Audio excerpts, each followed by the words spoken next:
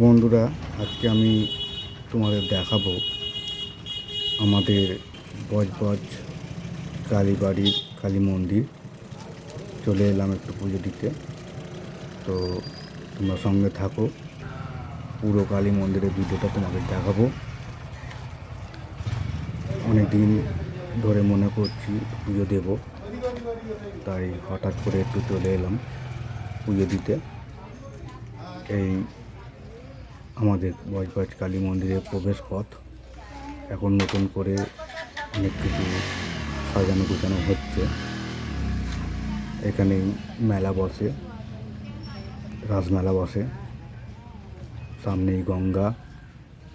এই হচ্ছে আমাদের বজবজ কালী মন্দিরের চারিপাশ, তোমাদের দেখাচ্ছি। এই হচ্ছে পুরো মন্দিরটা। আমি ভেতরে ঢুকছি, একটু তার আগে পুজো দেওয়ার জন্য প্রসাদও নিয়ে নিলাম।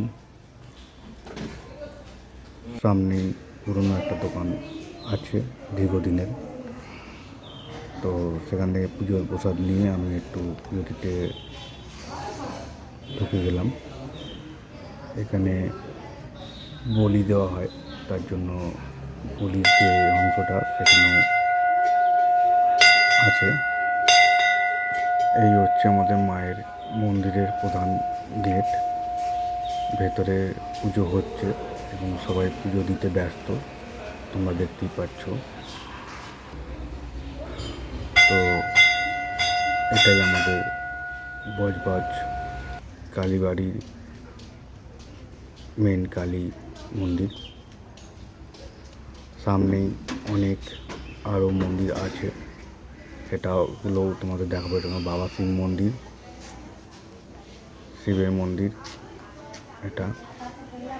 সামনেই আমাদের হুগলি নদী, সামনেই হুগলি নদী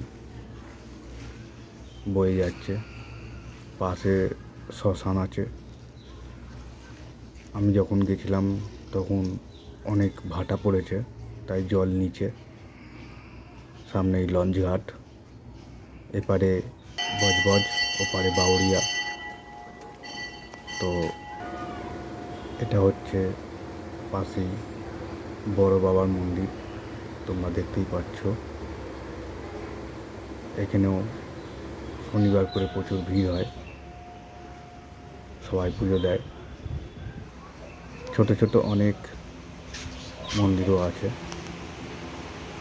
তো সেগুলোও তোমাদের দেখালাম। বেশ, মায়ের মন্দিরে এলে আমাদের সবার মন প্রাণ ভালো হয়ে যায়, তো যার জন্য সবাই এখানে আসে।